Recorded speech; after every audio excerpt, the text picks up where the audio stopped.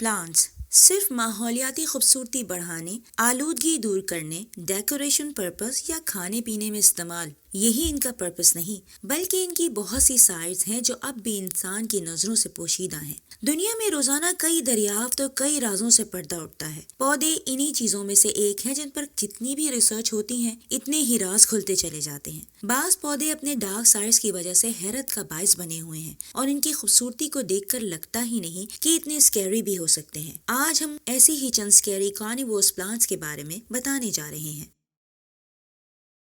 Video शुरू करने से पहले हमारे चैनल को सब्सक्राइब करें और हमारी वीडियो को लाइक और शेयर जरूर करें। Number 10 monkey cup. इनको मंकी कप या ट्रॉपिकल पिचर प्लांट भी कहा जाता है। इनकी 170 स्पीशीज होती हैं और ये एशिया और ऑस्ट्रेलिया के हॉट एंड ह्यूमिड वेदर में पाए जाते हैं। इनमें शैलो रूट सिस्टम होता है और ये 49 फीट तक लंबे हो सकते हैं। इनके लीव स्वॉर्ड शेप होते हैं और टिप पर cup and lid type formation होती है जो कि पिचर कहलाती है। और ये पिचर फुल ऑफ फ्लूइड होता है और ये फ्लूइड स्टिकी और थिक होता है और जो भी इंसेक्ट्स या छोटा एनिमल इस ट्रैप में आता है फिर निकल नहीं पाता। ये फ्लाइंग इंसेक्ट्स को बहुत ज्यादा पसंद करते हैं और अपने अरोमा से उनको अट्रैक्ट करते हैं और अपनी खुराक बनाते हैं। Number 9 corkscrew plant. इनकी 30 स्पीशीज होती हैं और ये अफ्रीका और सेंट्रल अमेरिका के डैम ग्राउंड में पाए जाते हैं। ये एक्चुअली रूट स्क्रू नहीं करते बल्कि एक बेहद कॉम्प्लिकेटेड नेटवर्क बनाते हैं जो कि अंडरग्राउंड ट्रैप्स होते हैं और इन ट्रैप्स में माइक्रो ऑर्गेनिजम्स और प्रोटोजोआस ट्रैप होते हैं और इजीली डाइजेस्ट हो जाते हैं। अंडरग्राउंड नेटवर्क किसी रूट की तरह का ही होता है मगर ये रूट्स नहीं बल्कि माइक्रो ऑर्गेनिजम्स के लिए एक नेट है जिसमें अगर वो ट्रैप हो जाते हैं तो फिर निकल नहीं पाते क्योंकि इन ट्रैप्स के एंड पर ओपनिंग्स होती हैं जिसमें कोई ऑर्गेनिज्म ट्रैप हो जाए तो फिर इस ट्रैप में मौजूद एंजाइम उन ऑर्गेनिज्म को स्वेलो और डाइजेस्ट कर देते हैं। नंबर 8 सरसीरिया पर्प्यूरिया। इसे पर्पल पिचर प्लांट या टर्टल सॉक्स भी कहा जाता है। ये यूएसए और कनाडा में पाए जाते हैं और वार्म एंड कोल्ड दोनों तरह के एनवायरनमेंट में इजीली ग्रो कर जाते हैं। ये इन इलाकों में बहुत ज़्यादा पॉपुलर भी हैं और लोग इन्हें हॉबीज़ के तौर पर भी ग्रो करते हैं और एज अ डेकोरेशन भी यूज़ करते हैं। ये अपने शिकार को बिल्कुल इसी तरह कैप्चर करते हैं जैसे अदर पिचर प्लांट्स, मगर इनके लीव्स ही इनके पिचर होते हैं और इनमें मौजूद एंजाइम्स इंसेक्ट्स को ब्रेक डाउन करते हैं और इजीली डाइजेस्ट कर देते हैं। ये बहुत बड़े पैमाने पर पावरफुल मेडिसिनल पर्पस के लिए भी इस्तेमाल होते हैं और सदियों से लोग इसे एक बेहद मुफीद प्लांट भी मानते हैं जो कि स्मॉल पॉक्स की ट्रीटमेंट और वैक्सीन के लिए भी यूज होती है। नंबर 7 ब्रोकीनिया रिडक्टा। ये एक हाईली अडेप्टेड प्लांट है और इवन रॉक्स और बेहद पुअर सॉइल पर भी ग्रो कर सकता है। ये कोलंबिया, ब्राजील, वेनेजुएला और गियाना में पाए जाते हैं। ये ब्रोमलेट स्पीशीज से बिलोंग करते हैं, इसीलिए इनको पाइनएप्पल का रिलेटिव भी कहा जाता है, मगर ये वो प्लांट नहीं जिसे आप पाइनएप्पल की तरह खा सकें। इसके लीव्स एक दूसरे के साथ ओवरलैप होकर एक कप फॉर्म करते हैं जो दरअसल एक ट्रैप होता है। इन ट्रैप्स में वैक्सी स्केल्स होते हैं और जो भी इंसेक्ट्स एक दफा अंदर चला जाता है फिर स्केल्स पर स्टिक होकर अंदर ही कैद हो जाता है और अंदर मौजूद एंजाइम जिसे फॉस्फेटोज भी कहा जाता है इंसेक्ट को ब्रेक डाउन कर देते हैं और इनमें मौजूद न्यूट्रिएंट्स प्लांट एब्सॉर्ब कर लेता है। Number 6 Venus fly trap. ये अनडाउटली सबसे ज़्यादा फेमस कार्निवोरस प्लांट है क्योंकि ये बहुत ज़्यादा इजीली ग्रो कर जाता है। क्योंकि हाईली अडेप्टेड प्लांट है इसलिए किसी भी इन्वायरमेंट पे ग्रो कर सकता है। ये वैसे तो यूएसए में पाया जाता है मगर यूनिवर्सली सोल्ड आउट होने की वजह से अब हर खित्ते में पाया जाता है। इस प्लांट का स्टेम 3 to 4 इंचेस तक ग्रो कर सकता है और प्लांट के टिप पर फ्लावर्स होते हैं। मगर सबसे ज्यादा अट्रैक्टिव पार्ट इस प्लांट का फ्लावर ट्रैप स्ट्रक्चर है जो इस प्लांट को पॉपुलर बनाता है। ये structure almost like a mouth shaped होता है।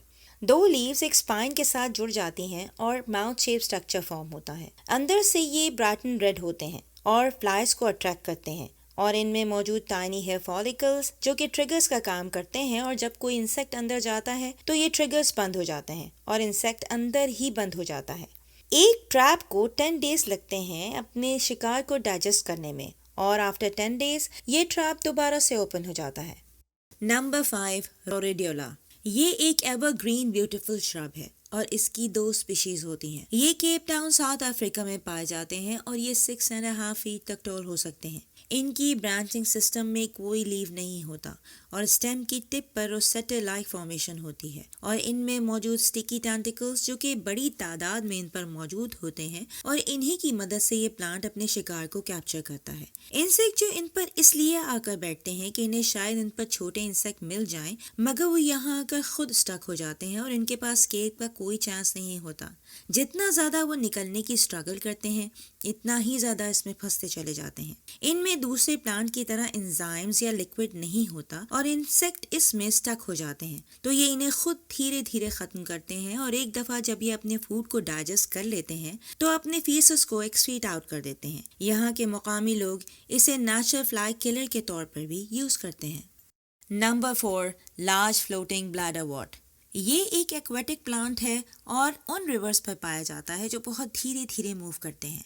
ये साउथ ईस्टर्न यूएस में पाए जाते हैं और किसी भी मरीन वाटर में खूब फल फूल जाते हैं। इन प्लांट्स के 2 मेन एलिमेंट्स होते हैं, एक वो जो वाटर सरफेस पर स्टेम और फ्लावर बनाते हैं और यहीं पर इनकी पॉलिनेशन भी होती है, और सेकेंड एलिमेंट इसका इनसाइड वाटर सरफेस सिस्टम है जिसमें ये कॉम्प्लिकेटेड ब्रांच सिस्टम बनाते हैं जो वायर लाइक स्ट्रक्चर्स होते हैं और इनमें मौजूद स्मॉल स्टिकी फिलामेंट्स जो कि फूड कैप्चरिंग के लिए होते हैं और ज्यादातर स्मॉल इंसेक्ट को ही कैप्चर करते हैं। एक दफा अगर कोई इंसेक्ट इस मैसिव फिलामेंट की पहुंच में आ जाए तो फिर निकल नहीं पाता और फिर ये फिलामेंट इसे स्टेम और फिर लीव्स तक पहुंचा देते हैं जहां पर प्लांट का डाइजेस्टिव प्रोसेस होता है। ये बहुत ज्यादा बड़ी तादाद में फैल जाते हैं और थाउजेंड्स ऑफ एनिमल्स और टैडपोल्स को सिर्फ एक ही दिन में खा जाते हैं। ये मॉस्किटोज और टैडपोल्स की पॉपुलेशन को रोकने के लिए भी इस्तेमाल किए जाते हैं।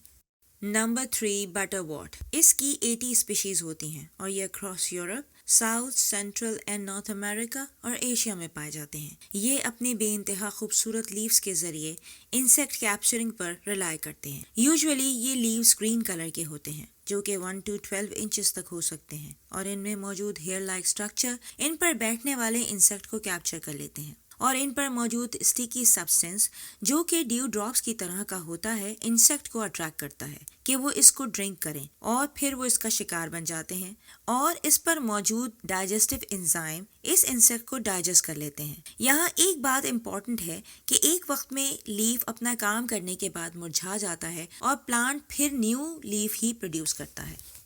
नंबर 2, मॉकसन प्लांट। इसे वेस्टर्न पिचर प्लांट भी कहा जाता है और ये साउथ वेस्टर्न ऑस्ट्रेलिया में पाए जाते हैं। ये पिचर प्लांट की सबसे स्मॉलर स्पीशीज भी है और इसके फ्लावर क्योंकि ग्राउंड से बहुत ज्यादा क्लोज होते हैं इसलिए इनके लीव्स ही फूड ट्रैप कर लेते हैं। ये लीव्स सॉफ्ट लेदर शूज की तरह के होते हैं और ये भी अदर पिचर प्लांट्स की तरह ही काम करते हैं, यानी इंसेक्ट्स को ट्रैप करते हैं और फिर अपनी लिड बंद करके प्रे को डाइजेस्ट कर लेते हैं। क्योंकि ये डिफरेंट एनवायरनमेंट में ग्रो कर सकते हैं इसलिए ये अपने एनवायरनमेंट के अकॉर्डिंग किसी भी इंसेक्ट को शिकार कर सकते हैं। क्योंकि ये जमीन से बहुत करीब होते हैं इसलिए इनके ज्यादातर शिकार क्रॉलिंग इंसेक्ट ही होते हैं। ये गर्म इलाकों में ग्रो कर सकते हैं इसलिए ये गर्मी के महीने में ही शिकार कर सकते हैं और बाकी मंथ्स में ये गैर फाल यानी डोर्मेंट रहते हैं।